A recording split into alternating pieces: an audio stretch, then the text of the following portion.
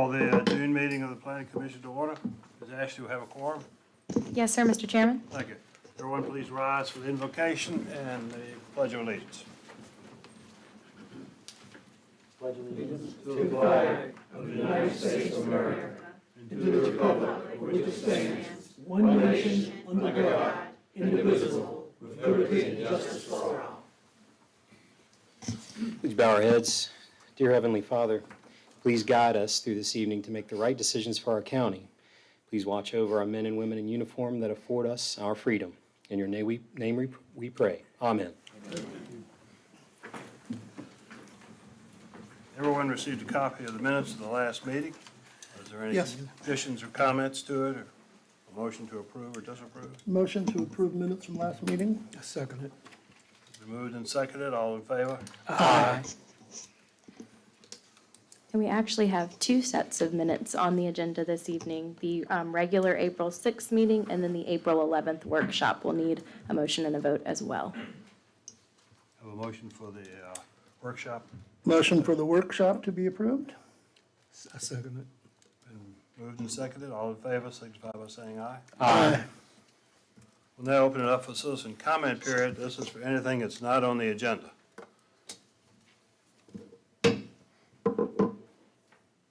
Close the public comment period. Are there any changes to the meeting notes? Nothing? No changes. Okay. All right, we'll start with the public hearing notice. The first hearing is in District 5. Yes, sir. RZ 2023-5, application by Jeffrey and Ann Brock requesting a rezoning of a 5.95 acre portion of 15.04 acres from agricultural limited A2 to residential rural RR with proffered conditions to create one additional residential lot at 785 Cedar Run Trail on tax map number 627-0B0. The comprehensive plan designates this area as rural enhancement. Thank you, Ms. Parker. Good evening, Mr. Chairman, members of the Commission. For the record, I am Ray Cash, Assistant Director of Community Development. As Ms. Parker stated, this is a rezoning from A2 to RR with proffered conditions. It is for one additional lot. The acreage is about 5.95 acres. It's located in generally the sort of southeastern portion of the county. The parcel from the comprehensive plan is designated rural enhancement, as is pretty much the surrounding area, as you can see. The aerial shows there is one existing house on the parcel as it currently stands, and that, like other properties in the area, generally access onto this private road, Cedar Run Trail.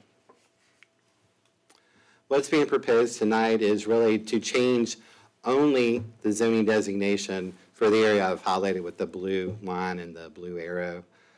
This is the land that's being split from this property and is part of the rezoning proposal. So it's part of an existing 15.04 acres. The really proposal is to add one additional single-family lot, and that is for the applicant's daughter. The existing lot subdivision has frontage on a private road. However, for compliance with our ordinance, there are no more accesses allowed onto Cedar Run Trail until that is brought up to state road standards. So the applicant has proffered to access onto Cedar Run Road until such time, if in the future, they could have a driveway if the road gets upgraded. Other lots in the area do front Cedar Run Road, and they include landscape setbacks, preservations for the strips along different frontage. It's a variety of different developments and zoning cases that have come about over the years, but it does present a nice rural character for the area, well vegetated, nice views along the roadway. Cedar Run Road itself really serves as sort of the combining subdivision street for all of those neighborhoods, which are all actually private road subdivisions. The proffers that have been offered would relate to limit the division to the 5.9 acre parcel with no other divisions.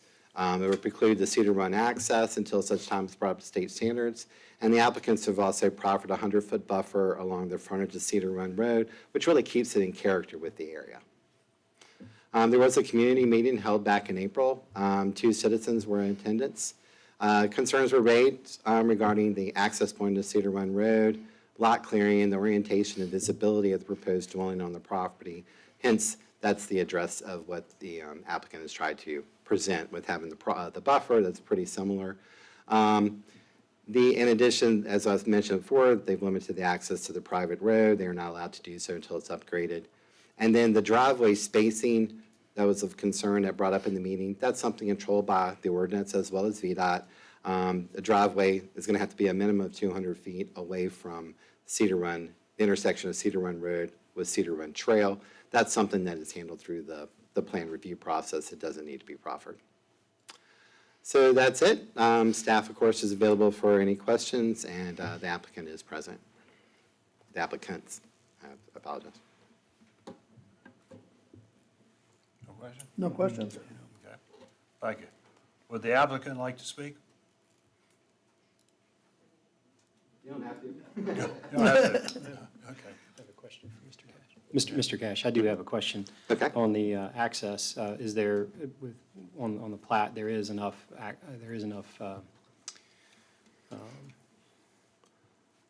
This is, footage, road frontage to achieve the access that's requested, the exact determination? right. The This exact hasn't been location to be determined. proffered, but this was submitted because it predated when the buffer was added. But there's plenty of, there's like Yep, about almost 400 feet of road frontage along Cedar Run Road, so it's plenty of room. thank you. Okay. Seeing the applicant don't want to speak, does any public comment? Seeing none, we'll close the public comment period. We have one. Oh, you gotta come up here. Sorry, I didn't see you back, so far back. No problem. Give your name and address. Tony Owens, 824 Summit Court, Mannequin Sabbath. One of the neighbors, and just full support of what the Brocks want to do, and want to encourage the board, the planning commission to pass it and let it move along. So, Okay, thank you. Anyone else? Anyone else I've missed? Close the public comment period. No adverse effects on the public whatsoever. Mr. Dew, Any comment? I'll make a motion. Okay. I make a motion that the commission recommend approval of RZ 2023-00005 for 5.95 acres on 785 Cedar Run Trail from Agriculture Limited A2 to residential rural with proper conditions as presented. A second? Ms. Parker, will you do a roll call? Yes, sir. Mr. Patak? Aye. Mr. Myers? Aye. Mr. Rockacharlie? Aye. Mr. Brewer? Aye. Mr. Duke? Aye. The motion to recommend approval passes on a 5-0 vote. This case will be scheduled for public hearing before the Board of Supervisors July 3rd, 2023, with a recommendation of approval from the Planning Commission.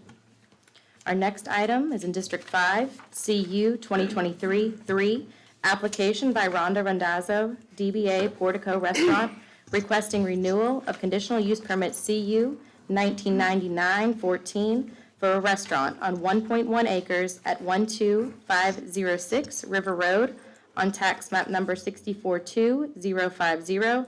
The property is zoned agricultural limited A2. The conditional use permit is required by County Zoning Ordinance, Section 15112. The comprehensive plan designates this area as single-family residential medium density. Thank you, Ms. Parker. Mr. Chairman, members of the commission, Ms. Jackson, I'm Jamie Sherry, Director of Community Development. The next public hearing is on an application for a conditional use permit renewal for Portico Restaurant on River Road. The property is located in the far eastern southern portion of the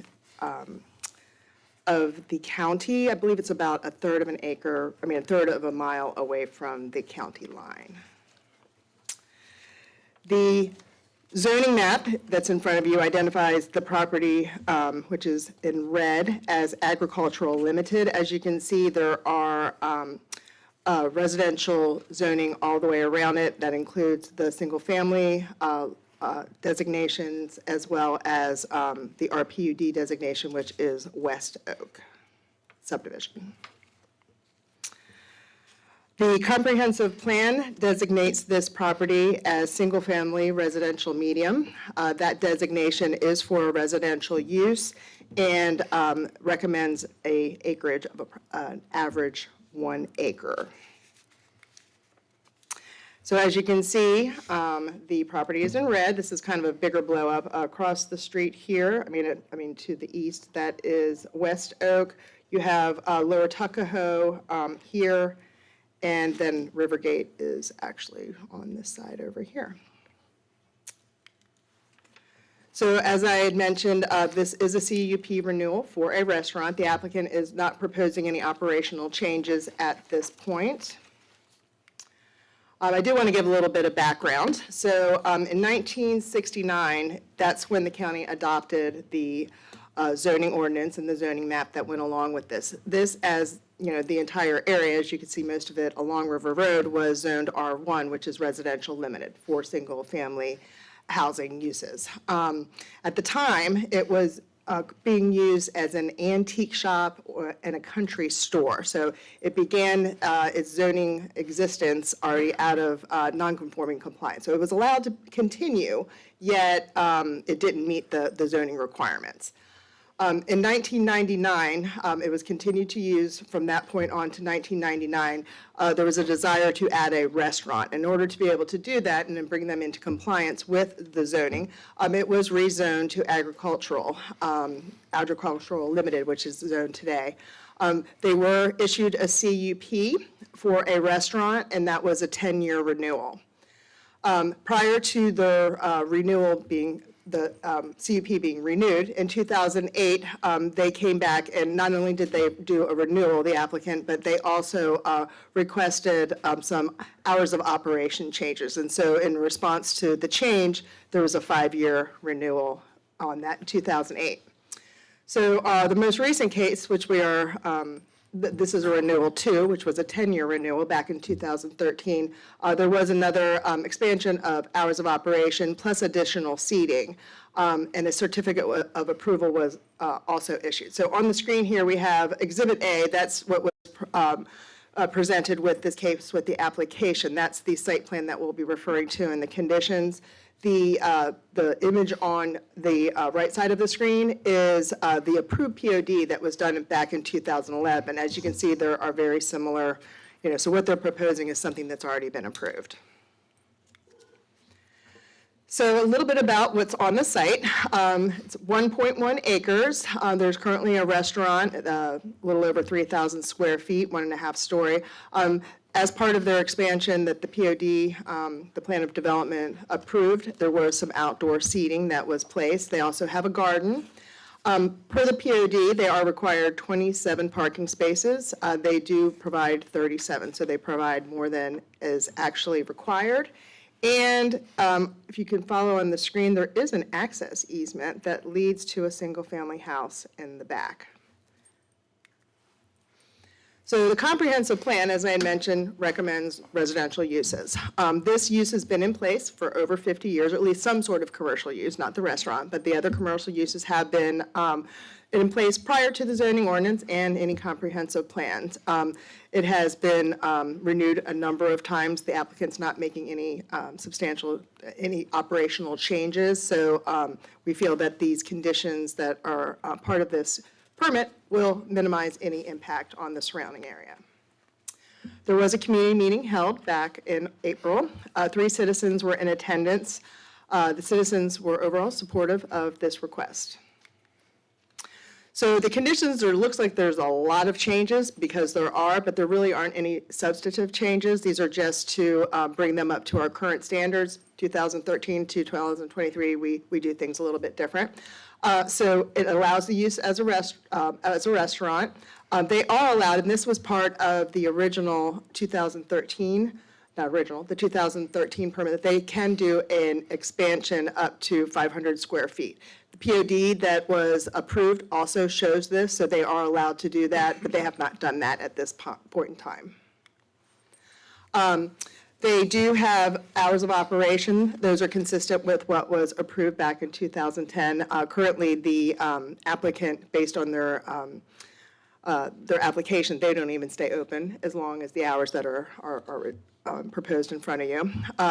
They do have limitations on when they can dispose of trash in the dumpster.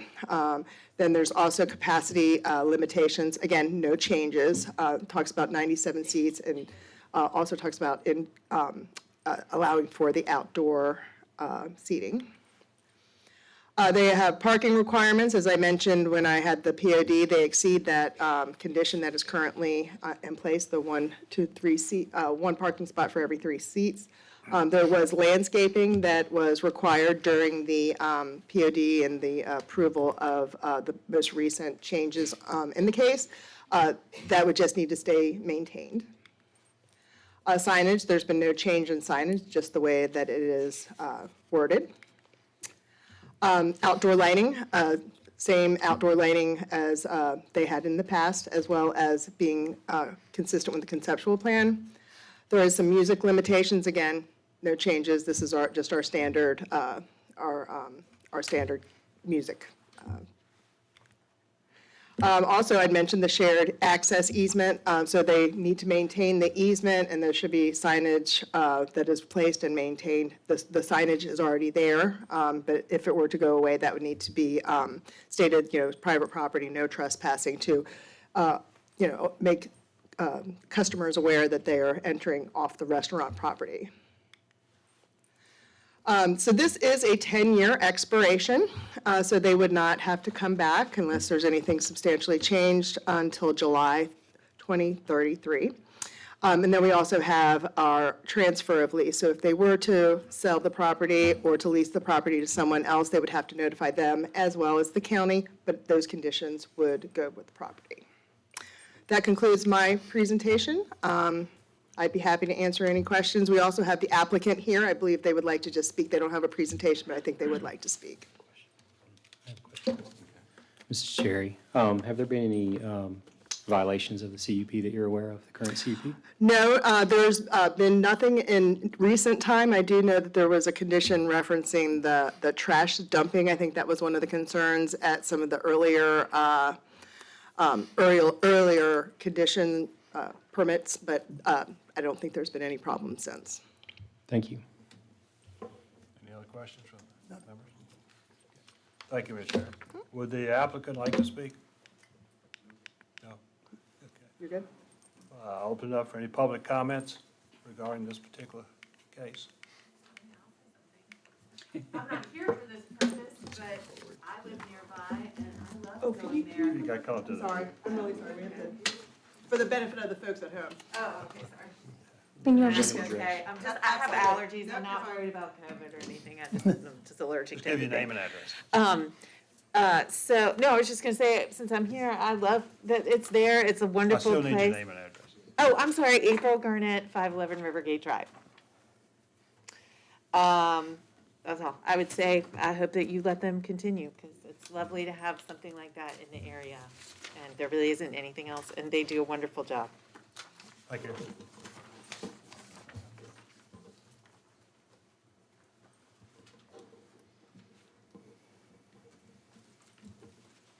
Good evening, my name is Tony Pelling. I live at 70 West Square Drive on Randolph Square. And on behalf of my neighbours and other people in the area, I too would like to support this extension. What I particularly like about Portico is that despite all the traffic, there's no parking on the main river road. They've managed the parking so that it's a very discreet, quiet way to arrive and depart, and it doesn't interfere very much with traffic. So that's just one small thing to be said in its favour. There are many other things to be said in its favour, but that's enough for this evening. Thank you. Anyone else wish to speak? We'll close the public comment period. Mr. Chair, I move that the commission recommend approval of conditional use permit CU 2023-000003 for a restaurant at 12506 River Road, subject to the imposed conditions as presented. I'll second. Ms. Parker, you do a roll call. yes, sir. Mr. Duke? Aye. Mr. Brewer? Aye. Mr. Rockacharlie? Aye. Mr. Myers? Aye. Mr. Patuk? Aye. The motion to recommend approval passes on a 5-0 vote. This case will be scheduled for public hearing before the Board of Supervisors on July 3rd, 2023, with a recommendation of approval from the Planning Commission.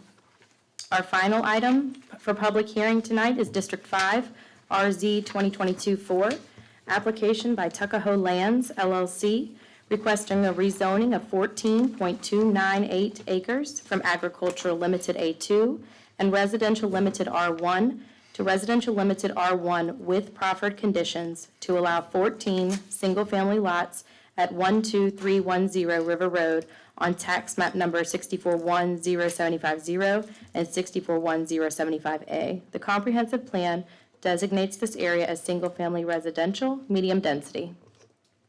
Thank you, Ms. Parker. Members of the commission, I'm Jamie Sherry, for the record, Director of Community Development.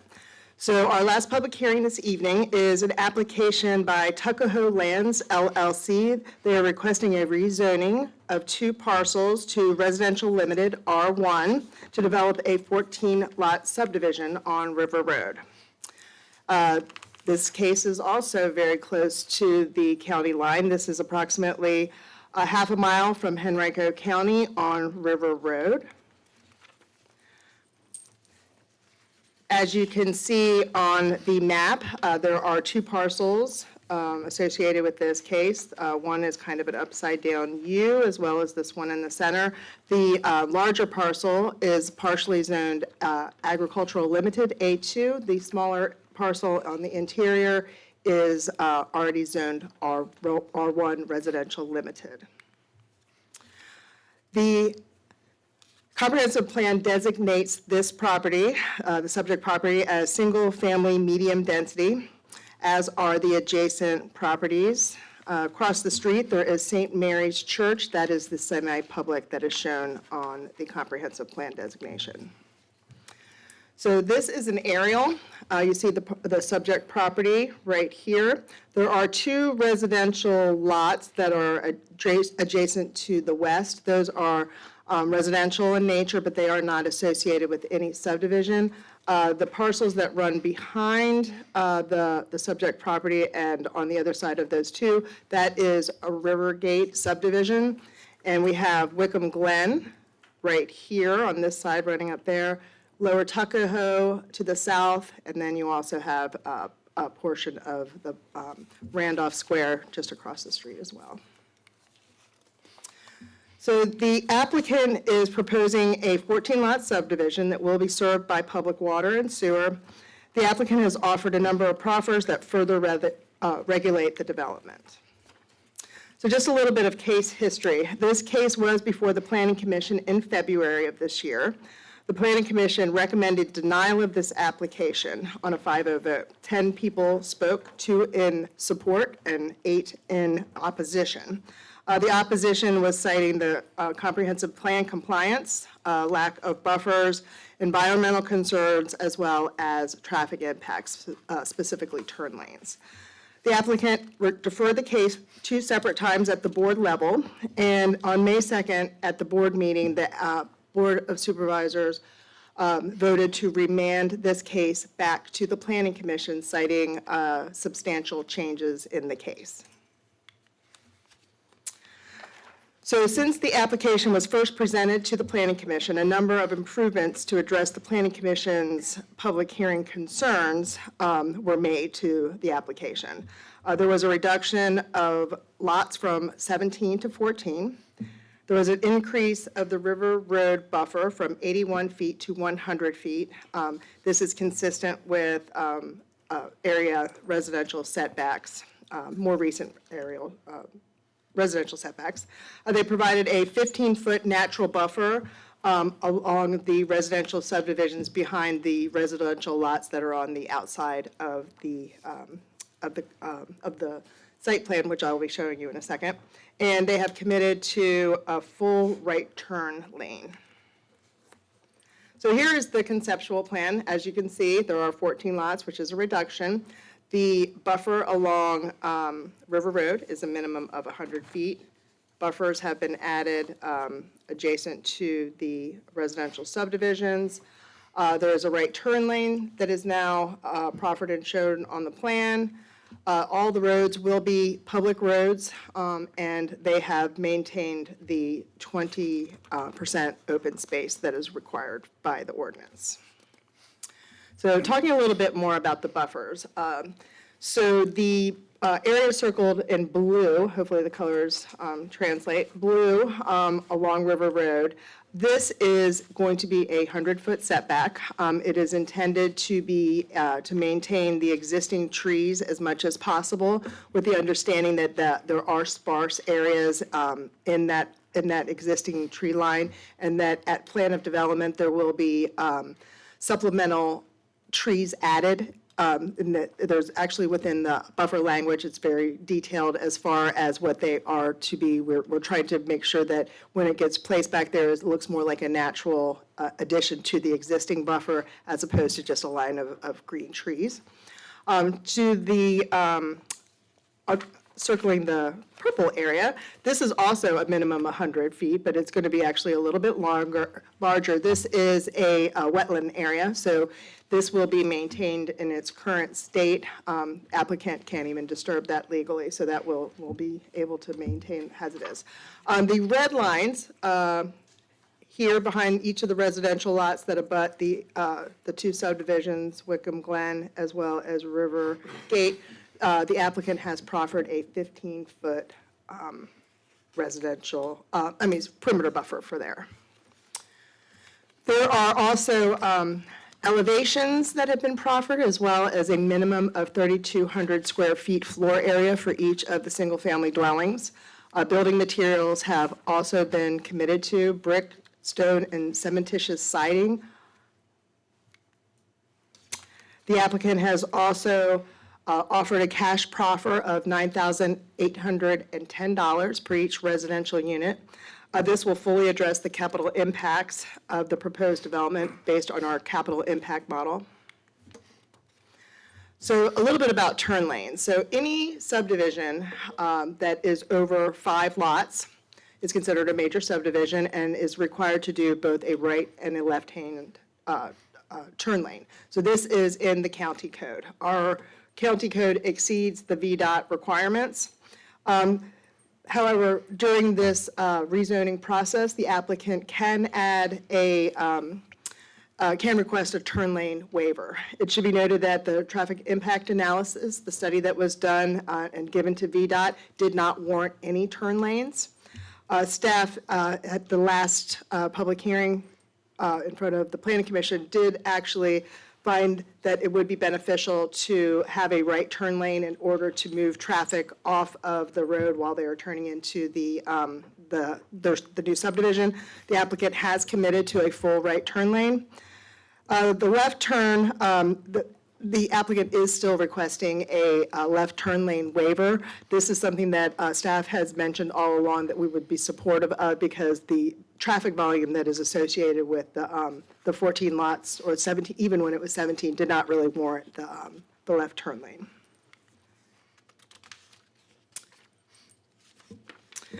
So the reduction in lots, a little bit about the comprehensive plan designation. As I had mentioned, it is recommended for residential medium, which does recommend a average lot size of 1 acre. So they have reduced from 17 to 14. This does bring it a little closer to the average size of 1 acre. Currently, it would be 2,800 plus square feet as an average, or just shy of 2/3 of an acre is what they're currently proposing. Just a little bit about average and density. I've been asked to make sure that this is clear how those are designated. So average is taken, I feel like a third grade math teacher right now, but basically you add up all the lot sizes and then divide them by the number of lots. This does not factor in anything outside of the lots, so any open space, any road, any amenities, buffers, doesn't take any of that into account.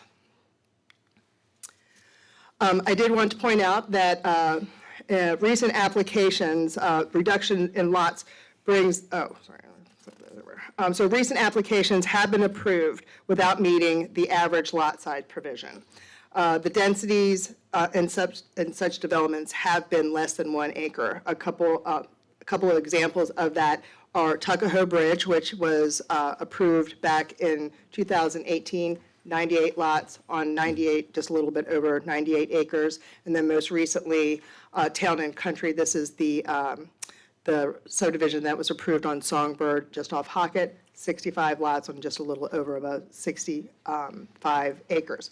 So density, just a little bit about how density is calculated. So basically, you take the overall acreage and divide the number of lots. So 14 lots divided by 14 acres is just a little bit under 1 acre. I mean, the 1-to-1 ratio.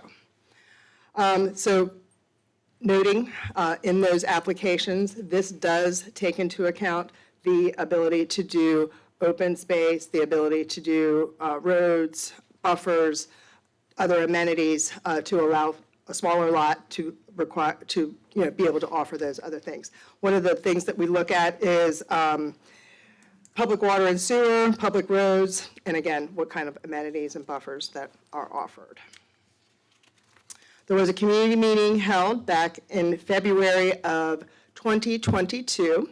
This is over a year ago. The major concerns that were raised included the size of the lots, buffers along River Road, buffers to existing developments, and the location of the new houses to existing developments. As of publishing this afternoon, we received 14 emails in opposition. In addition, I had several phone calls and office visits from citizens. Kind of a summary of some of the concerns, including the lack of perimeter buffer, no turn lanes, lot size character of the neighborhood, proposed neighborhood, stormwater runoff and erosion and sediment control, light pollution, tree removal, as well as lack of sidewalks. So the applicant's proposal in response to the February Planning Commission public hearing, to address some of those concerns, they did reduce the number of lots to 14 from 17, again, not meeting the comprehensive plan designation of, or recommendation of average 1 acre lots. Increasing the River Road buffer from 81 to 100 feet. This is consistent with recent residential setbacks for new neighborhoods. Providing a 15-foot natural buffer adjacent to the residential subdivision and committing to a full right turn lane. Here's just an overview of the proffers. I do have other slides that go into them in great detail. I'd be happy to go through them as needed, but just at the high level, I'd mentioned the conceptual plan shows the 14 maximum single-family lots. The buffers, both the 100-foot buffer and the 15-foot perimeter buffer, along with landscaping requirements for any removed trees or supplemental trees. Elevations, building sizes, I mentioned that those were offered as well as materials for the buildings. A cash proffer to mitigate the impact of the development of $9,180 per residential unit. Right-of-way dedication, all the roads will be public. Open space will be dedicated and maintained by the HOA. Lots will be sodded and irrigated. There'll be an entrance feature that's described in the proffers, underground utilities, and minimum setbacks. They have offered some minimum setbacks. They are still requesting a left turn lane waiver.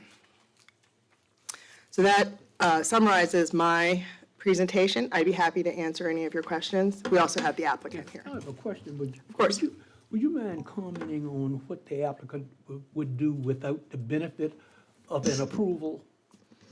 Well, I'm going to leave that to the applicant to discuss. However, he has indicated a number of times that they do have an ability to do a by right subdivision based on the existing zoning and lot sizes that they have currently.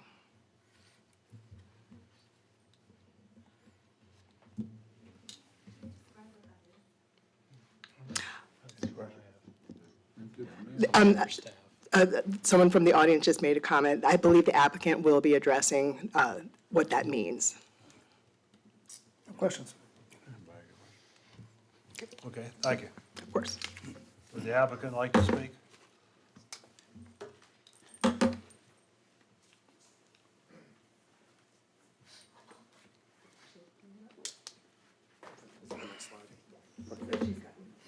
There it is. Mr. Chair, members of the commission, my name is Andy Conlon here on behalf of the applicant for Lockhart Green. Also have with us Eddie and Willie Good and Gary Scottow, as well as the Lockharts, who are the property owners for this property. As usual, thank you to Ms. Sherry for a comprehensive report. We're pleased to present to you Lockhart Green on the 14.2 acres on the north side of River Road, east of Blair Road. Located next to, as has been described, Rivergate, both behind and to the west, and Wickham Glen, as well as the current property owners who will actually occupy the two lots that Ms. Sherry had talked about immediately to the west. They're living on the homes there, so they obviously have a vested interest in this development and the quality of it. And obviously, they've seen through the course, as they've lived there as well, the development that's occurred in the area and without objection and bringing forth. Also across is not only Lower Tuckahoe, but down the road is Randolph Square, and to the and further to the west is West Oak subdivision, which we'll be commenting on later. I've already talked about the comprehensive plan map as well as the zoning, which I will get to your question, Mr. Myers. I've got a plan that shows the by right zoning that we could otherwise do with the property if we didn't come forward with anything. As has been proposed, now we're asking for the 14 lots and has been described well with the average of 14 lots on 14 acres, averaging the 1 acre lots, when you take into account the buffers and the roads and the setbacks that are provided. The previous plan we provided, as shown here, shows the 17 lots with a reduced buffer along River Road without any buffers around the adjacents. And otherwise, we believe that the proposed plan is not only consistent with the comprehensive plan, but also consistent with recent rezonings for residential cases in the area. Going through quickly, and I think some of you have seen this as well from Ms. Sherry's report, is that we've decreased down to 14 lots from the 17, which is only 2 lots more than we have by right of 12 lots. We've also provided a River Road buffer, increasing that from 81 to 100 feet, as well as the full turn lane, meeting both county and VDOT standards coming off of River Road. This is in addition to the dedication of River Road that we've continued to do from the previous case as well when you heard this in February. We also added in the proffer specific details, as has gone through by Ms. Sherry, of what we're going to provide for. That was farmland, not the wetlands area, but the other area to the east was farmland. There's a lot of scrub in there, so we've specified plantings that would go in there. And all that common area, including the setbacks in the rear that we'll talk about in a second, are part of common area that will be owned by the HOA, maintained by and controlled by the HOA, not part of lots. Clearly, if we could have put those in as part of our lots, we could make them larger lots and take advantage of those acreage. But we instead think it's better to be controlled by an HOA at this point. We've also increased the rear yard setback to 35 feet in addition to the 15 feet for a total of 50 feet setback, but the 15 feet being the buffer area that we've provided for along Wickham Glen as well as the Rivergate subdivision, which we've shown in this area as well. Again, the proffers detail the specific landscaping, and the 15 feet is part of the HOA. The 35-foot setback outside of that 15 feet is not part of the HOA. It's part of the actual lot that we have. And this is the black and white version. That's the official version that's provided, that you can see the full turn lane, see a little bit different in the common areas that are provided for in this property, in this proposal. Ms. Sherry has also provided for a number of the quality development standards that we've proffered. We think they're significant and not only achieve what recent zoning cases have, but exceed them in many cases. And this is some of the details that we've gotten into with respect to the 100-foot buffer on River Road, as well as the 15-foot buffer, to make sure that if there's any open areas or areas that need to be supplemented, or to the extent that any trees have died, we need to make sure that we have this type of development will include, as a quality development, will include this landscaping that we provided for. So this is not just something where we go in and say, hey, this is what we have currently and we're going to stick with that. We're actually providing in the proffers this specific language that we provided for. as well as you can see, the elevations that Ms. Sherry has shown. So one of the concerns that was raised in the various letters of opposition and at the Planning Commission in the past meetings was obviously lot sizes. And if you can see, just to the left, is the green area is the Lockhart Green, which is the diamond-shaped lots that you've seen there. And we've identified the lot sizes that we have ranging from 24 to 41,000 square feet. And clearly, Rivergate, which surrounds us, and Wickham Glen are larger lots. Those are in blue. Those are the 1 acre plus lots. But this is not inconsistent with what surrounds the area, which is in the River Road community and corridor, which includes West Oak at the very bottom, which is the yellow lots that are below the 24,000 square feet. And you can see also in Randolph Square, a majority of those lots as well in the yellow. Across the street in Lower Tuckahoe, we've got a mixture of both the green and the blue, the green being consistent with what we're providing for. So it is our proposal that there's, with a variety of lot sizes, particularly with West Oak, this has not impacted the sales price and the property values in the area. And this is consistent. What we're proposing is consistent with the surrounding area. Concerns obviously have been raised regarding the comprehensive plan and requiring an average of 1 acre lots. As I said, we could have played with the numbers and provided for both the setbacks and the buffers and provided them in lots. We think this is better to have them in common areas and beyond the open space in the ordinance itself. But as you know, the comprehensive plan is a guide, and recently, with respect to certain developments, maintaining consistent with other recent rezonings, 14 lots on 14 acres is consistent with those, and also consistent with the design standards that are expected in these type of developments. Further, we've provided for on our property, and this is to answer your question, Mr. Myers, that we could currently, under the current zoning, with the A2 and the R1, currently get 12 lots on the property. We're asking for 14. We could get 12 without doing a thing, without providing any of the buffers or any of the enhanced setbacks or anything of the nature of the proffers, including the minimum house sizes. Now, that does include 2 acre lots in the rear. And then under the comprehensive plan, if we just rezone that, we can, instead of 3 2 acre lots, we could probably get 5 lots in there. So we could actually get the 14 lots if we just were consistent with the comp plan and just zone the back. We have R1 in the front, and that requires 24,000 square foot minimum home sizes or lot sizes, and we can meet that. And that's where we can get 12 lots in currently. And we have to keep that in context of what we're asking for. We're providing for because we want to be able to meet and have a higher standard and a higher quality consistent with the River Road communities. But we also think that we can achieve that by having the ability to get 2 extra lots. And now they don't meet the exact 1 acre requirements of the comprehensive plan as is suggested. But the reality is that based on the common areas that we have, we could have put those in the lots and achieved a greater one to get up to that 14, closer to that 14 lots to 14 acres and getting closer to the 1 acre averages. So with that, we've obviously have tried to address all the concerns that are provided, including a lack of a buffer and providing for more detail on the landscaping that we've also had. One of the concerns that was raised about the stormwater. This existing farm pond is going to be converted into a BMP, into a stormwater management facility. And as you know, under the state regulations, we have to meet the state regulations. And so when we come forward with our plan of development for the subdivision, we have to submit through engineering drawings and through a lot of detail into the county who confirms that we're meeting all stormwater regulations, which require us to capture all the water, not only coming into our site, but making sure that we don't exceed pre-development rates. So any stormwater that comes off our site has to be equal or less than in quantity and equal or better than in quality. So we're being able to provide that. So we actually have to be able to capture the stormwater, and it's done specifically through the concepts of through the POD process, and so that we have don't exceed those pre-development rates. So that's something that's done, as you know, at the site plan or the POD version. That's a lot of work that goes into that and a lot of detailed engineering that goes into that. And we can't do that until we go through the zoning process.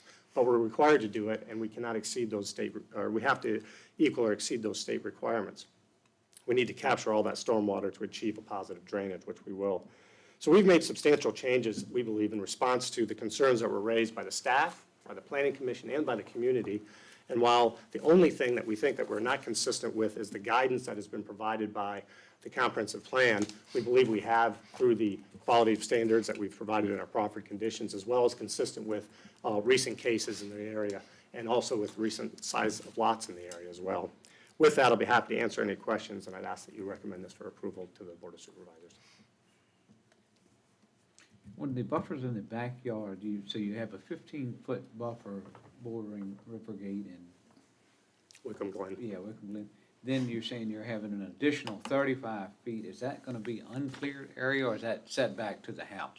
That's a setback to the house. The idea is that it was, hopefully would be, remained treed and not have to be cleared, but we have to achieve positive drainage on the site, right? We have, it's kind of a balancing act. You've got to be able to capture all the water and hold it, which everybody wants us to do. And in order to do that, we may have to clear some of that area in order to achieve that positive drainage. And that's the reality of dealing with the state stormwater regulations.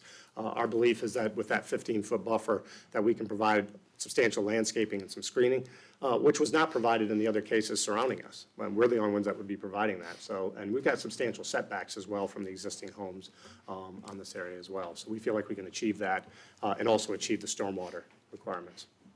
Thank you. Do you know what the Rivergate house on that lot is setback? How far that's set back from your line? I believe that we have, that we've shown right there, it's about, from that closest lot, you can see that where it says Rivergate, that home is there. It's about 204 feet from home to home at that point. So we've got a 50-foot setback ourselves from our home, so that'd be about 150 that they've got on there. So it's a 204 foot total that we've got set back. And you can see also Wickham Glen, the same, is about 211 to the closest home, 211 feet. Again, having to achieve, the setback that we've added to that in addition to the buffer.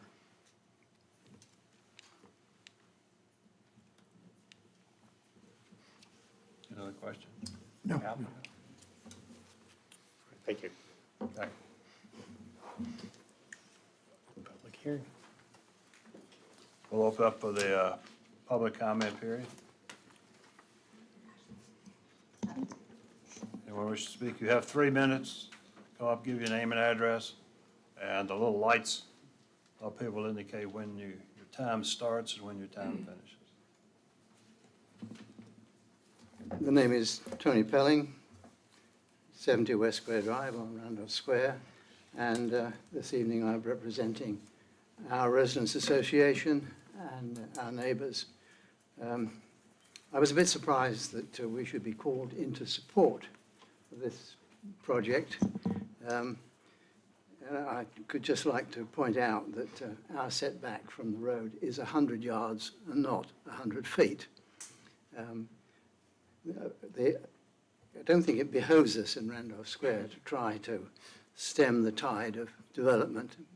I think most of us are reconciled that development is going to continue along River Road. It's just too attractive a proposition. So as far as my board is concerned, we are grateful for the changes that have been made to this proposal. We are pleased that the 100-foot setback has been embraced. And we have a little concern about the size of the houses in relation to the plots. 3,200 square feet houses make the place look a bit crowded, but I guess it's a question of whether the developer can sell them on that basis. So I guess the Randolph Square attitude is we just have to be reconciled to this kind of development. Thank you very much. Thank you.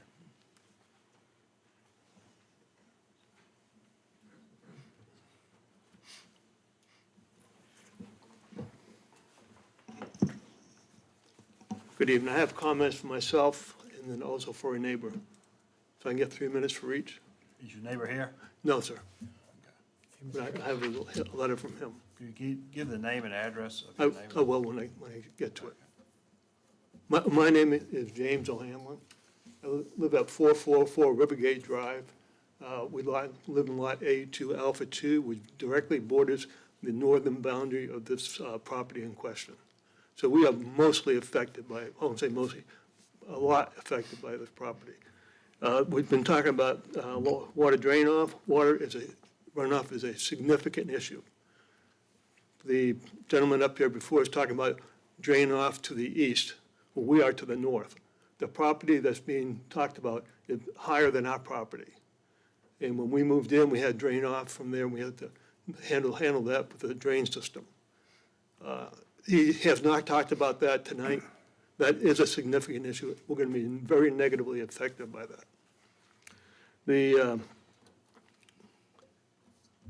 You're turning down this plan before they've come in with a change. That's not much of a change in my regard.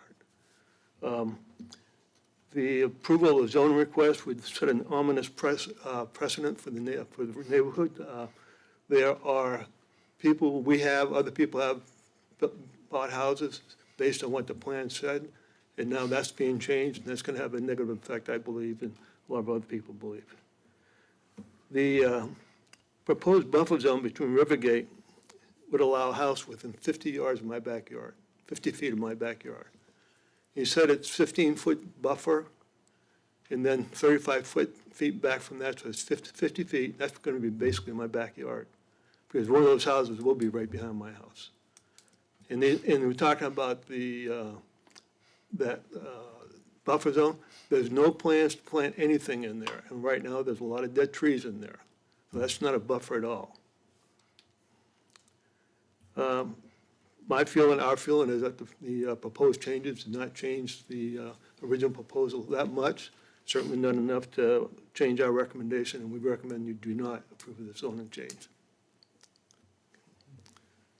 Then for my neighbor? Yeah. Okay. My neighbor, his name is Sean Lockhart, Sean, that's my other neighbor, Sean Boyer, Sean, S-H-A-W-N, Boyer, B-O-Y-E-R. He lives at 445 Rivergate Drive, and I'll just read his comments. I just gave the address. He is traveling, will not be able to be at this meeting. As is the case with all my neighbors, I adamantly oppose the development as proposed. My understanding is that the planning committee previously voted 5-0 against proposed change, primarily because the proposed lot sizes were not in accordance with the comprehensive plan, which requires 2-acre lots or greater in the area. In fact, the revised plan is requesting a 2-acre minimum be reduced by 75% to 1/2-acre lots, which obviously does not meet the comprehensive plan. To my knowledge, the developer has not provided any sufficient rationale to warrant a change in the comprehensive plan. The plan committee voted against the initial proposal because of this issue, and the revised proposal does nothing to address us. I think that when you have a plan and then you don't stick to that plan, a lot of effort and reason and thinking went into the original plan, and you ought to do that amount of thinking and reasoning before you make changes to that plan. Otherwise, there'll be lots of repercussions that would not be pleasant. The precedent was set forth for future development along River Road corridor, which would negatively affect property values along River Road in a significant manner, specifically in Rivergate and Wickham Glen. Once one exception is made, it opens the floodgates for numerous other exceptions, rendering the whole purpose of the comprehensive plan obsolete. Additionally, the proposed buffer zone between Rivergate and allowed homes would be built within 50 feet of our current Rivergate homes, with little or no specification regarding landscaping to obscure both the noise and the site. Based on the above, I would ask the proposed zoning change be denied again. That's from Mr. Boyer.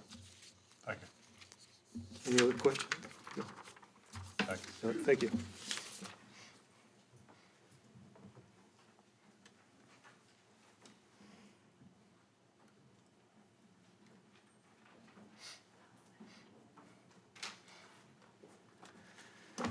Hello, Mr. Chairman, members of the commission. My name is Chris McKenzie. I'm an attorney with Sands Anderson, and I'm here on behalf of the Wickham Glen HOA. And I was here in April, and I've been at the meeting since. Wickham Glen has taken into account all the new information that's been developed and the changes in the proposal, and the HOA remains opposed to this development. And the primary reason for that, the overarching reason for that, is this comp plan issue.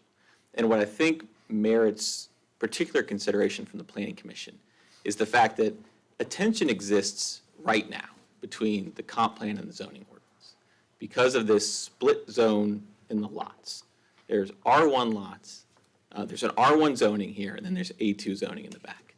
R1 zoning, by right, allows half-acre lots. And that's why, as has been discussed, there can be a fairly dense by right development in this lot. Now, whether it can be 12 lots or some other number, I mean, I think if there was by right development, you wouldn't have the turn lane waiver, so those would have to be accounted for. But somewhere in that range would be the by right development. And that obviously is inconsistent with the comp plan. We've been over that a couple of times. The comp plan says that you need a 1 acre average lot size. And so right there, as it stands right now, there is a tension between what the comp plan recommends for the county in this corridor and what the existing zoning provides for. And so the issue before the Planning Commission tonight is whether you're going to recommend to increase that tension by further rezoning the back or to maintain the status quo and not add for any additional tension between the zoning ordinance and the comp plan.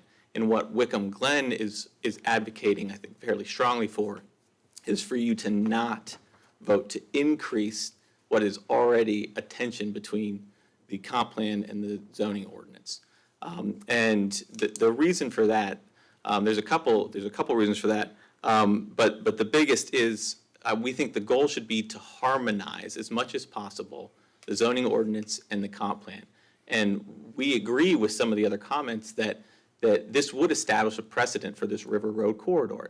If the idea, because this split zone is not unique to these particular lots. If you look on lots elsewhere, there are other split zones. I think it was a result of some development in River Road where you have this R1 zoning with A2 in the back. And so this tension is going to exist elsewhere, and the question is going to be whether you set a precedent of exacerbating that tension or trying to continue to harmonize. And that went by really quickly. The lights aren't sequenced with, I mean, you're allowed, since you're speaking for the thing, 6 minutes. Okay. But I'm not sure the lights are, we have to, I'll wrap it we'll up. restart the lights. That's okay. I know other people want to talk, but I was like, I know I'm going to run through this time quickly, but that went by really quickly.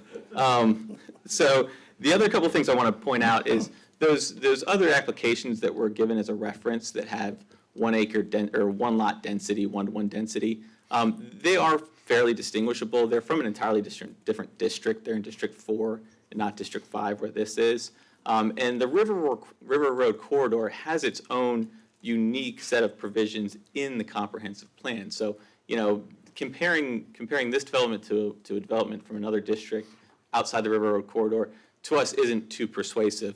And the important thing to remember from that River Road corridor and the comp plan generally is what it advises in addition to 1 acre lots is to be in character with the existing neighborhood and not do harm to neighboring properties. And the stormwater issue remains a big point of concern from Wickham Glen in that latter category.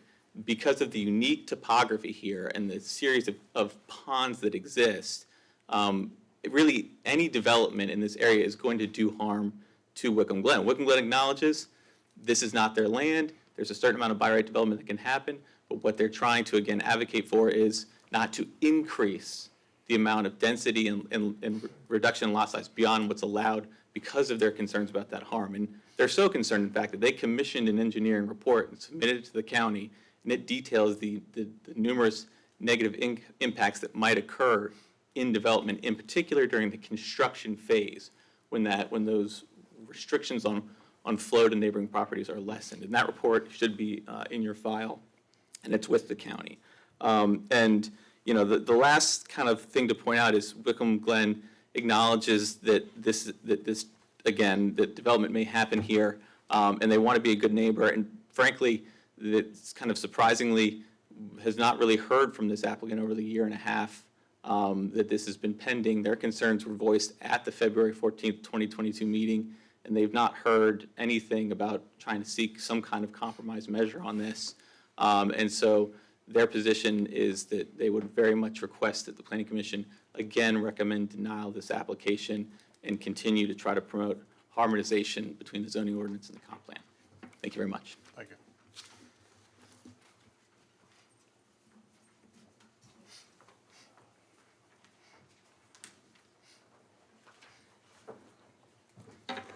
Mr. Chairman, gentlemen, ladies, I'm Ted Linhart. I live at 13282 Kelston Court in the Rivergate subdivision. I know almost all of you all. You know that I'm a very plain-speaking person, so let's get to it. Why are we here? We're here because you're being asked to modify a comprehensive plan that the Wickham Glen residents and the Rivergate residents all adhere to, every piece of it, without proffers. Why are you asked to do that? Because the developer can't make his numbers work if he goes to an acre property. It's just that simple. He can't make the numbers work. Gentlemen, that's not my problem. It's not Rivergate's problem, and it's not Wickham Glen's problem. I don't know what the problem is as to what he can't do, but he has enough land to do a 1 acre setback, a 1 acre lot size, to have all the access and egress, to have the vegetation zones, to have everything that we all had to do, except he's being asked to do it because he can't make the money. Well, I'm sorry. That's a terrible thing. Go do something someplace else, but don't blame it on us. We welcome this development if they adhere to the same rules that we all adhere to when we build our homes, but we're being asked to make a modification for a developer because he can't make the math work. I'm sorry, I don't even understand why we're here debating whether or not to not turn this down a second time. Gentlemen, we have a corridor for River Road, and it starts at the county line, extends out toward Rivergate and onto Paulo's restaurant there. It's a wonderful place to live. You've developed the character. Don't mess it up by simply deciding to help the developer make his numbers work over the backs of Rivergate and Wickham Glen. Thank you. Thank you.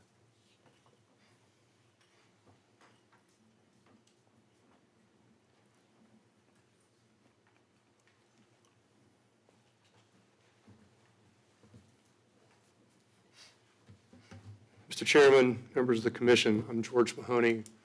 I live at 325 Wickham Glen Drive. I'm on the board of the Wickham Glen Homeowners Association. We filed a number of comments with you all, and I hope that you've read them. I want to summarize a couple of points. Ever since the community meeting on Valentine's Day last year, every one of the citizen comments about this development has been negative.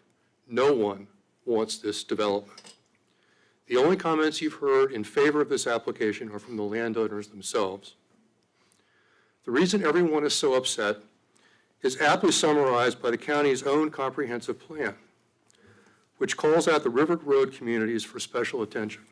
The plan says any development, including infill development, should be in character with the existing high-quality development, complement existing uses, and demonstrate minimal impacts on existing neighborhoods. The proposed development does none of those things, and that's why everyone is against it. We all recognize that the River Road corridor, an important gateway to the county, will be developed. But this development is the wrong one. It has the clear potential to do actual harm to Wickham Glen, which is why we commissioned the expert report, a report that's been completely ignored by this developer. The River Road communities deserve better than a vote that would set the precedent for future developments with visible lots as small as 24,000 square feet, barely half an acre.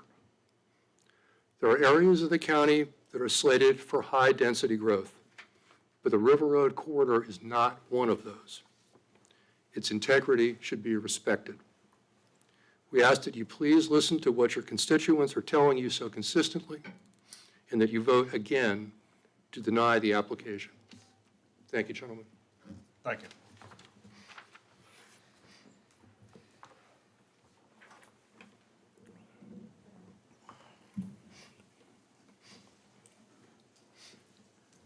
Good evening. My name is Mark Monahan. I'm president of the Wickham Glen Community Association.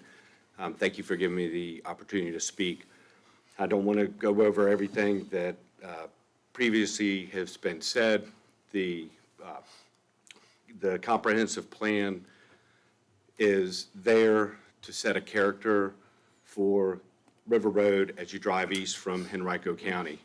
As soon as you cross the bridge, everything changes to a nice bucolic setting. As you go up the hill past Randolph Square, you begin to see everything open up a little bit to the front of the church, the neighbors across the church, and then to the right, our neighborhood. You will see that there is green space, and then right now, unfortunately, there are pipes from the sewer system redo that's being done, but right now you see green space. There's the 50-foot easement for the sewer line, and then the Lockhart property. 15 feet of easement on that view is nothing. 15 feet is 5 steps. 1, 2, 3, 4, 5. You will see all those houses lined up there. I don't think there's any way to prevent that. That's exactly what you see as you drive out River Road through Henrico County, and I don't believe that that's what Goochland County wants to have it wants the characteristic of that drive to look like as development progresses along River Road. So that's, I think,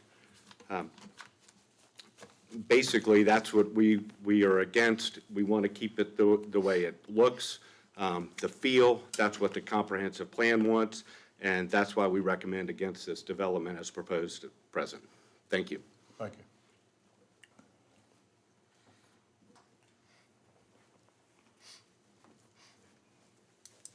Hello, my name is Jeannie Rivers, 13290 Kenwick Court in Rivergate.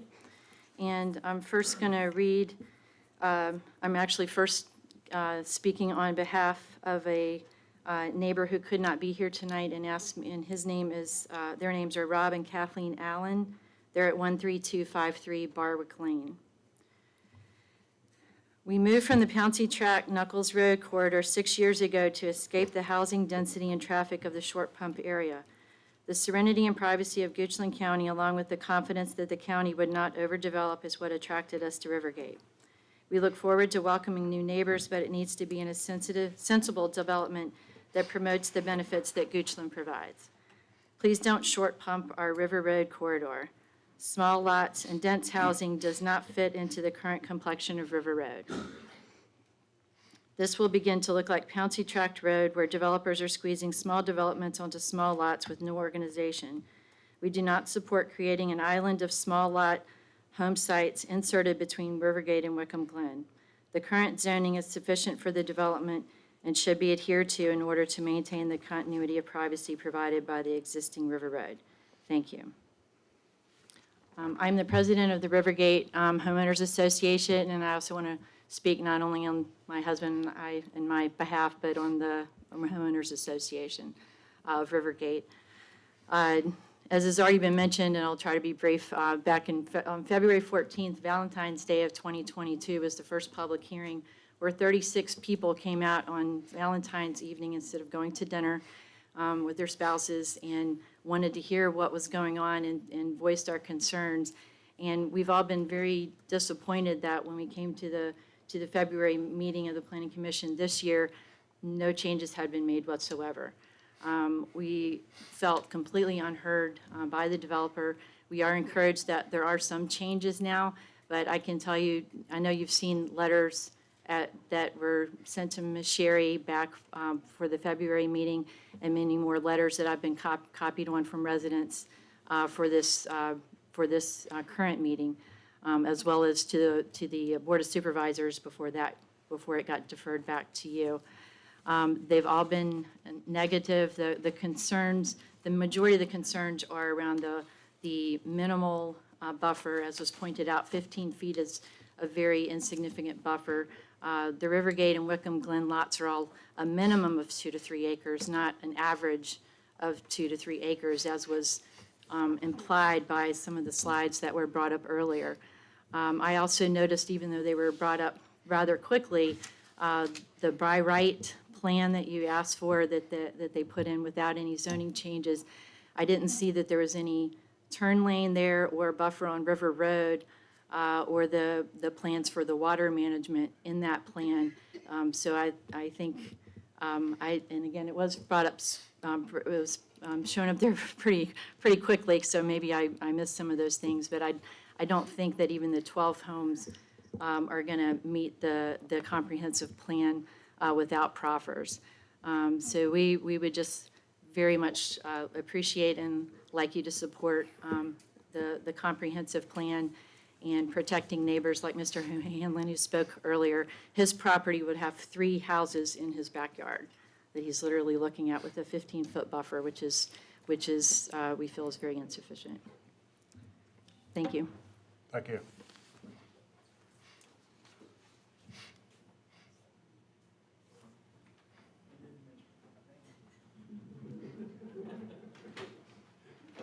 Good evening.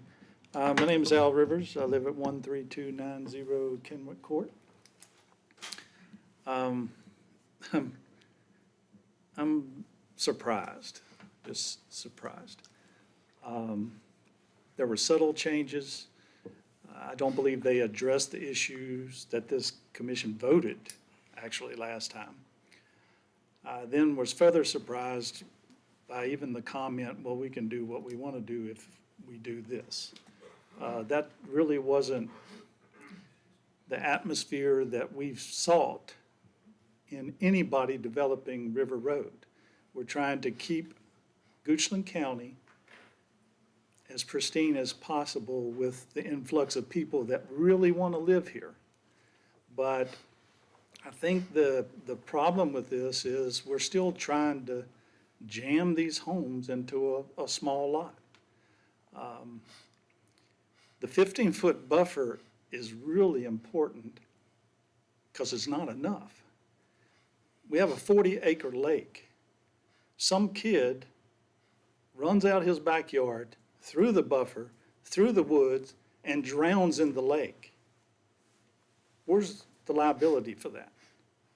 As far as we know, I don't even know if there's going to be anything between it. I suggested to the homeowners association they put a 10-foot fence in there, but I don't know what the answer is to that. But you're jamming this thing in here, 1 acre lot. It's a public street, right? And so I guess I can just drive up, anybody can drive up that street, River Road, park on the street, put a hood on, go through somebody's yard and rob one of the houses over there. We have some of those issues right now. The buffer's important. If you hold them to the 1 acre, it at least adds to the use of space in such a way that maybe there's some security to it. On behalf of myself and others, I would ask that you deny them as it currently is constructed. Thank you.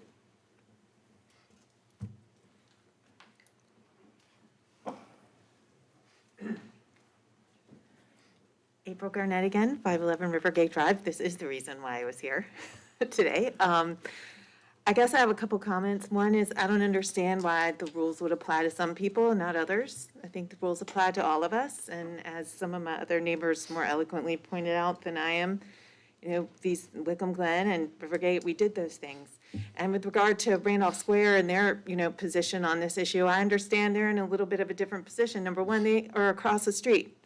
As he pointed out, they have a large setback before you even get to where their houses begin, and they get the benefit of a 100-foot buffer at the front of the River Road side, which our neighbors and Rivergate Drive and in Wickham Glen do not benefit from that. I agree, the 15 feet seems laughably inadequate, or tragically, not laughably, and so I would say that's not enough. And also, yes, we have had an influx of break-ins in our neighborhood recently where people are using these public roads, so the fact that those roads are going to be public, to me, is a negative, because it just brings more people in where they have a place to park, and then they can walk across and access the homes in our neighborhood.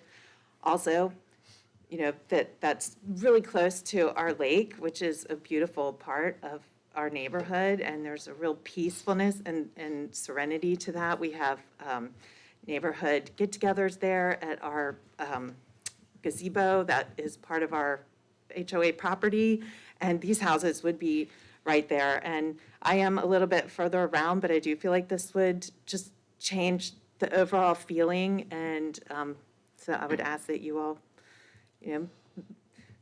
just let the rules apply to them like they do to everyone else. So, thank you. Thank you. Anyone else wishing to speak?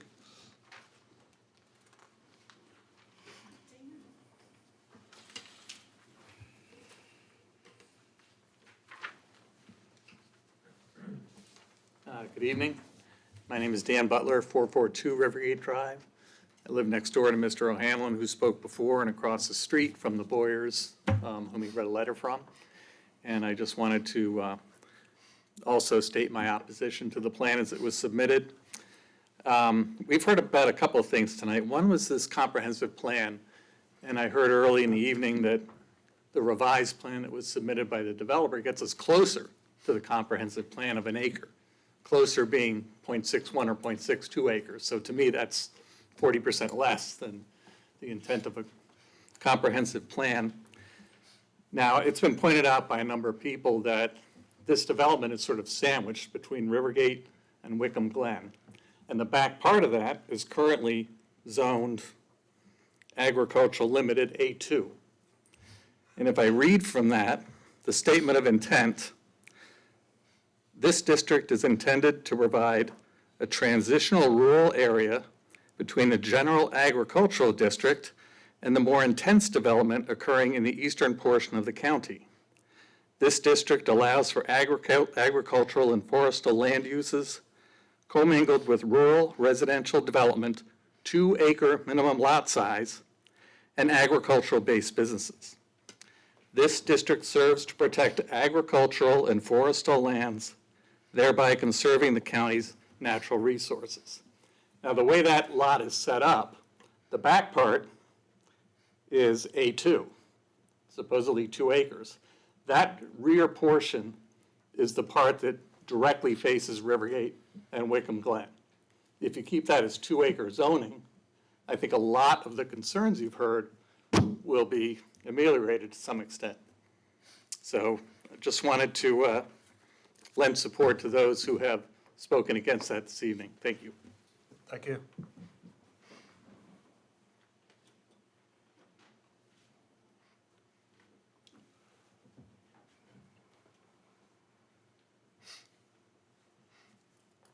Hello.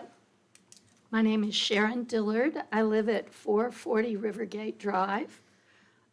Gentlemen and ladies, thank you for letting me talk. Many issues have been raised, and I don't want to be repetitive, but there is something that I think it's important for the board to consider when, especially on the issues of that 15-foot buffer that they're offering after the 35-foot buffer on this plan. And the reason is, and correct me if I'm wrong, but I spoke with the developer at the last meeting on Valentine's Day because I was really concerned about that. And what I was told is that things like decks, patios, and so forth can be built on that 35-foot space. And as far as I was told, almost as a zero lot line sort of issue. So it's not just that the building stops, as I understood it, at 35 feet. It's that the house stops there. And I think when you're thinking of the adjacent neighbors and the fact that the expectation was when you bought this home that there would be 2-acre zoning with that A2, because most people buying properties like we did research the area before you purchased. And those are all a huge part of any purchase decision that you make.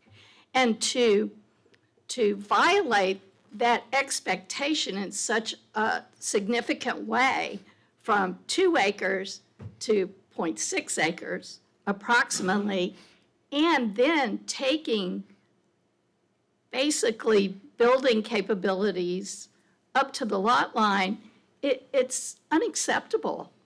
And I would think that the board would be very concerned for citizens of Goochland County and the current property owners as to their rights and expectations. And so it seems to me, along with everything else, especially considering that particular thing, it should be a no vote on this until changes are made. No one's objecting to appropriate building that meets the current zones, but I can see no reason, especially on a historic corridor, for this sort of concession to be made. And I thank you for hearing me tonight. Thank you. Anyone else wish to speak?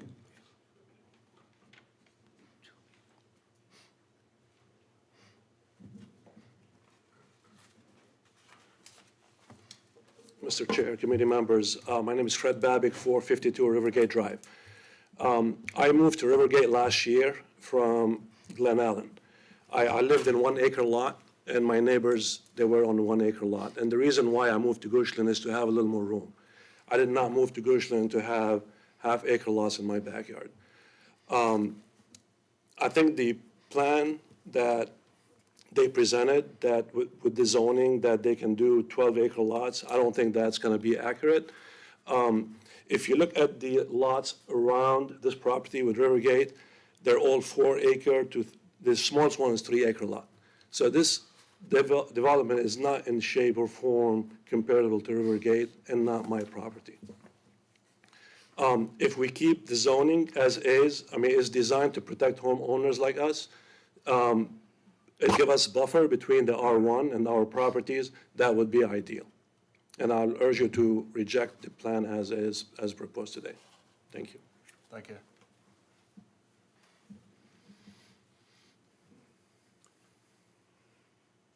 Anyone else wish to speak? All right, I'll close the public comment period. Would the applicant like to rebuttal? Happy to address any specific issues you have. I just have 3 specific ones that I'd like to at least address. First is with respect to the buffer. There was a couple of statements about the River Road corridor buffer. That is 100 feet, not 15 feet. The 15 feet is along the adjacent existing subdivisions. And then also questions for no plans for planting I put up there, and you have in your proffer specific plans that we have for the planting as is necessary, provided the specific proffers. Including, for example, averaging 3 trees every 50 feet linear feet, making sure that that's a substantial buffer.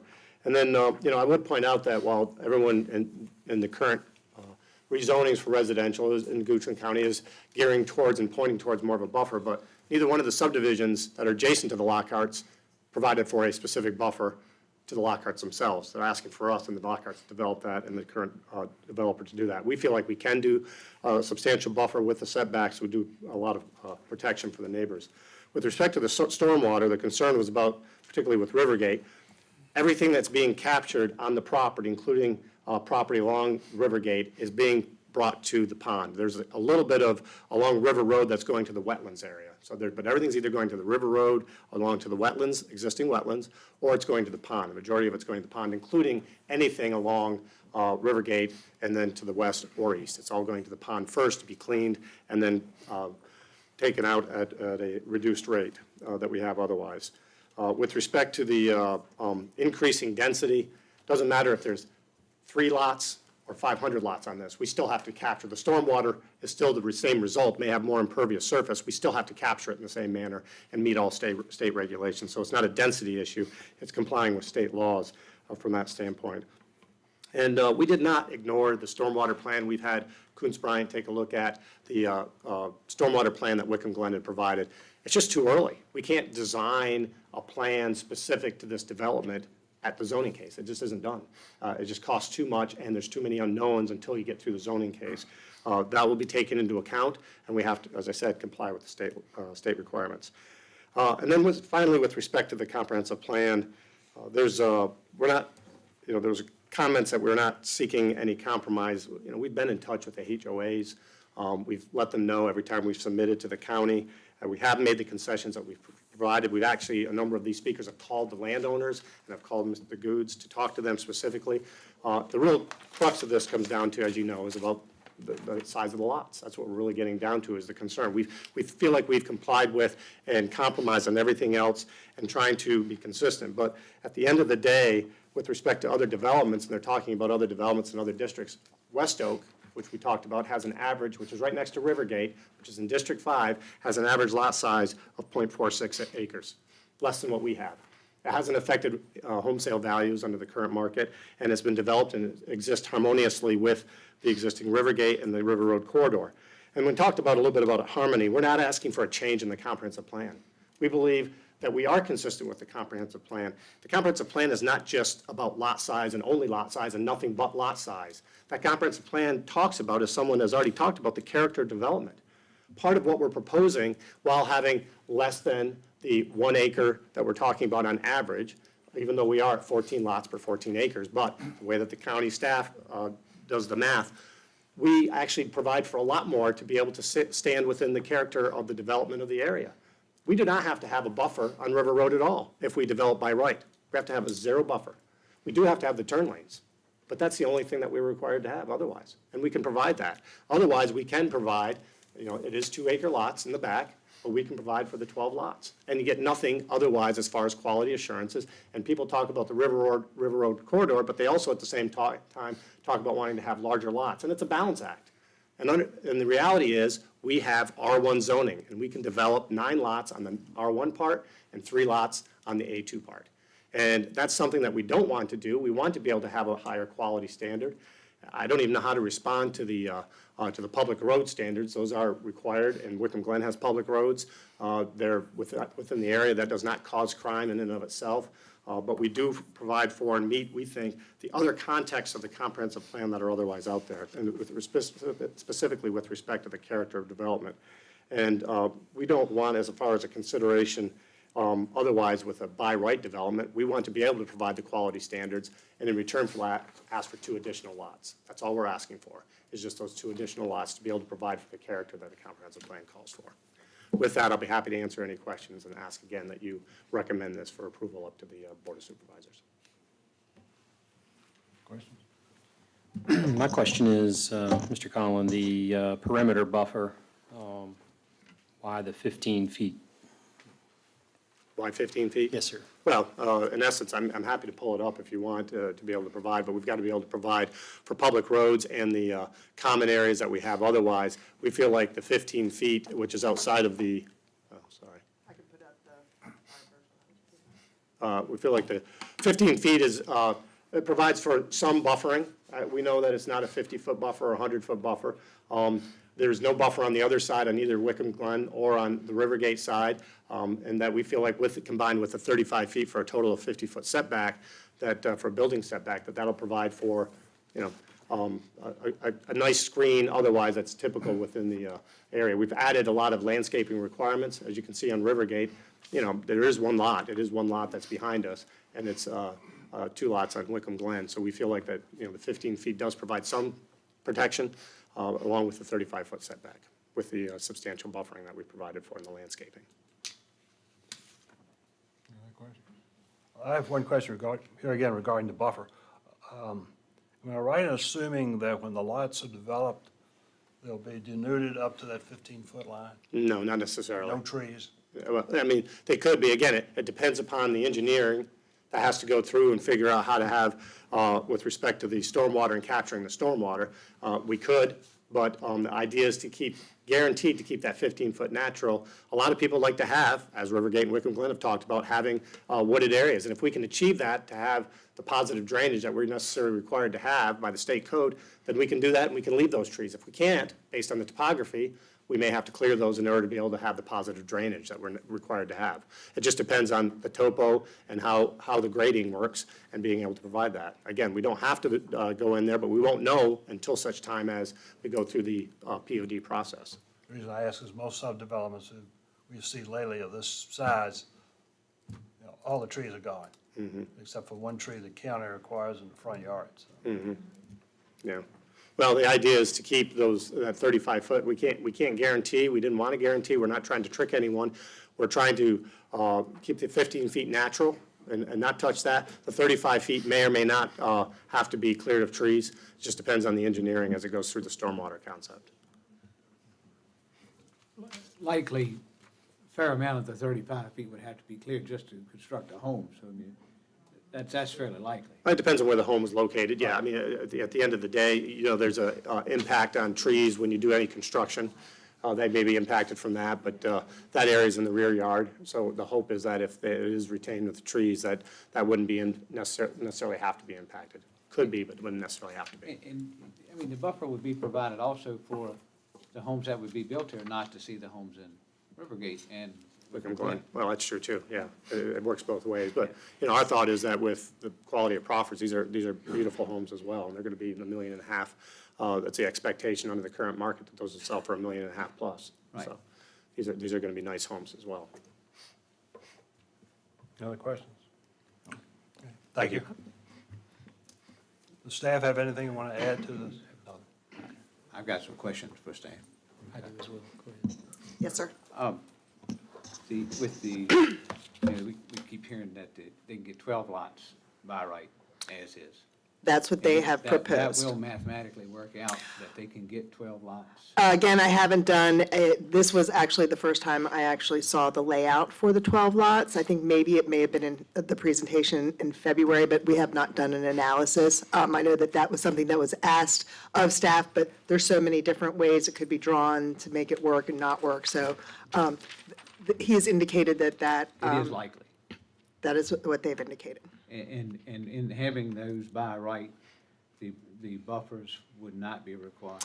No, there would be no buffer or open space There would only be required. setbacks that the county would have. Correct, setbacks, and as Mr. Conlon mentioned, the turn lanes. Thank you. Ms. Sherry, in Yes. addition to what Mr. Duke said, so they would not be required to have the perimeter buffers or the buffers along River Road as is by right. That is correct. So any hardscape or accessory buildings could be, possibly at the rearmost portion of the lot.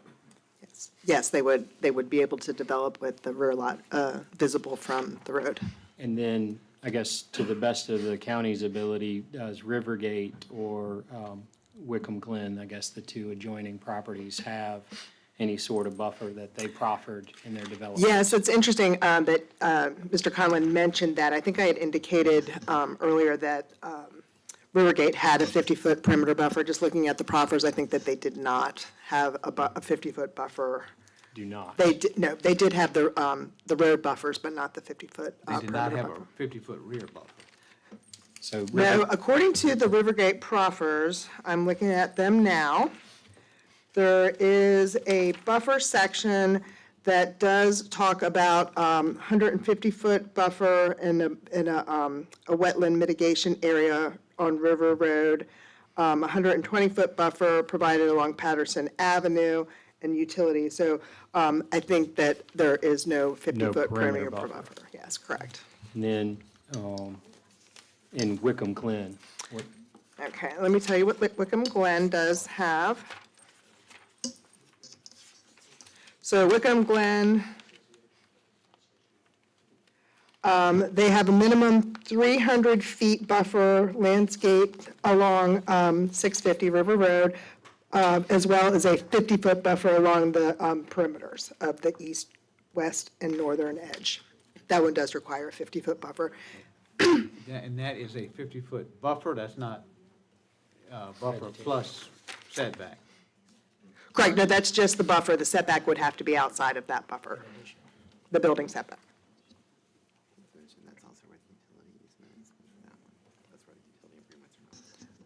Yeah, and as Mr. Cash was stating, that is also where the utility easements run on the Wickham Glen side. In the buffer?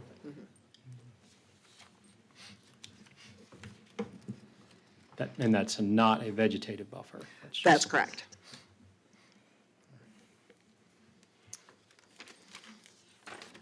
Anybody else have any questions? Staff? I think that's it. Thank you. Of course. All right, we'll close the public hearing, and staff comments is held for the board to discuss the items. Since this is my district, I guess I'll leap into the fire. I have a real problem with the 15-foot buffer. I'm looking at the chart that we have, and we've got Wickham Glen with a 50-foot buffer, Rivergate, questionable. Rednall Square, 700 foot on the road, 200 to the church, or 200 from Lower Tuckahoe. And West Oak, that was done in '02, has a 35-foot perimeter. I know we had a development on Blair Road a few years ago that had I think it had a 10 or 15-foot buffer. We turned it down, and they came back and increased it to, I think it was at least 50 or 60 feet. It was before your time. And 15 feet is nothing. I mean, 15 feet is from the head of the column, so that's, I don't really consider that a buffer. And I'm really bound by the comprehensive plan. 3 of us on this board helped write that plan, and it's sort of embedded in our psyche that, you know, this is what the citizens wanted. We went through all these review periods, public hearings, and lasted at least a year before we finally developed that thing. And we've been fairly consistent in our voting and the discussions that we follow the comprehensive plan. You start deviating from it, and then after a while, it has no meaning at all because you've destroyed the content of it. And lot sizes going from 1 acre lots to 0.63 lots is not even close. I mean, if you were 0.99 or 0.98, that's close enough for engineering accuracy, but 0.63 is not that close. And I think we really have a duty to the citizens to stick as close as we can to the comp plan unless there's a real significant reason not to. And things that are brought to the table offset why we differ from the concept plan. So I'm on the opinion that this should be denied. I tend to agree with you, Tom.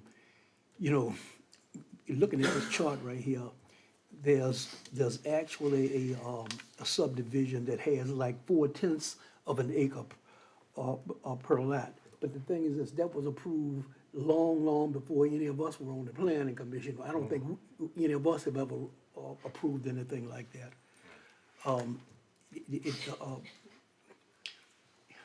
It's troubling that this is so far from what we had envisioned in the comprehensive plan, so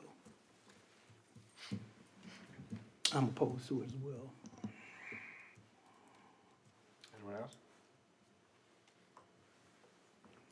I don't have anything. I agree. I think the average lot size and the perimeter buffer, I think the River Road buffer, I think all of the other additions that were made, minus the perimeter buffer and the average lot size, those are the 2 issues, as Mr. Charlie stated. Wasn't there a subdivision we did that was less than that on Blair Road since I've been on? This was done, it's under construction now. So it was And it was a fair, but it's a smaller lots, but more buffer. had a lot more buffer.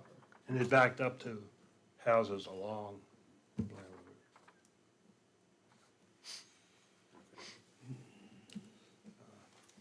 Therefore, I guess I move that the commission, excuse me. Where's the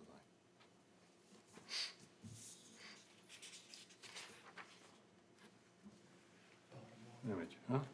Bottom? Got the new language here. I haven't got the right sheet. Okay.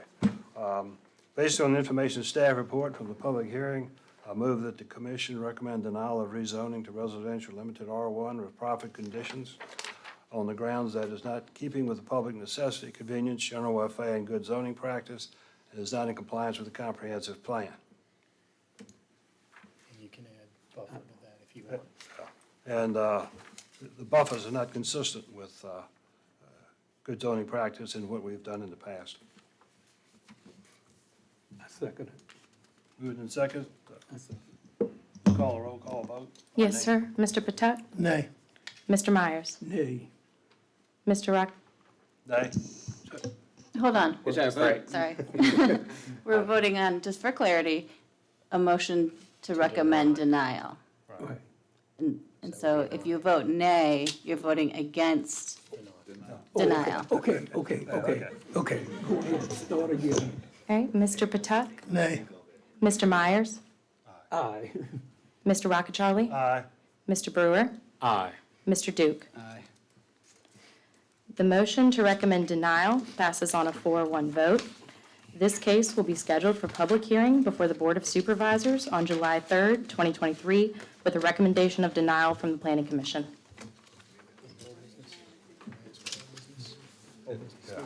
Is there any old business? There is no old business. No new There- business? There is one item of other business. There is a village plan update. Okay. Good evening. I just wanted to, 10-minute break, then we're going to close it.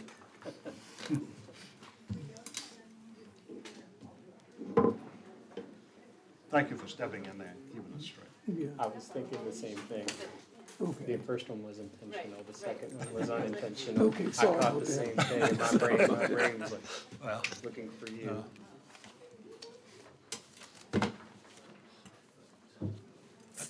Thank you. Yeah, it's clarification on a couple things.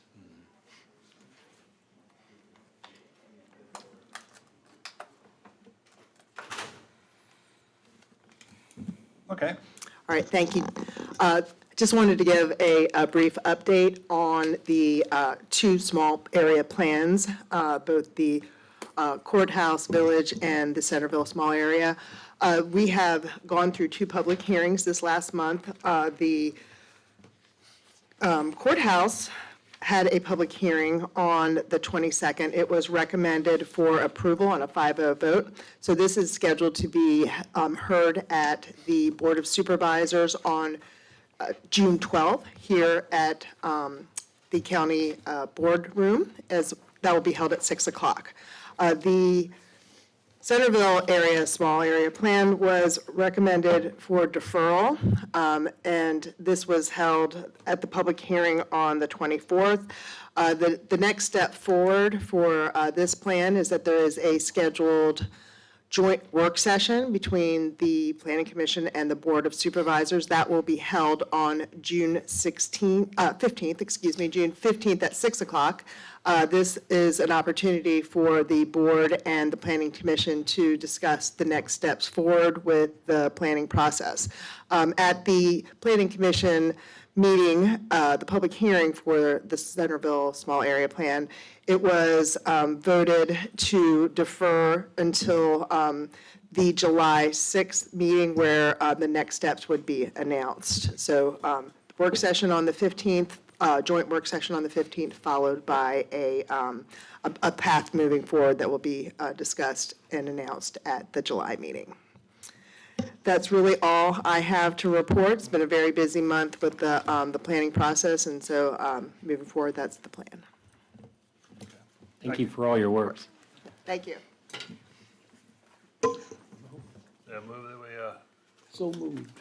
Adjourn. adjourn. All in favor? Aye.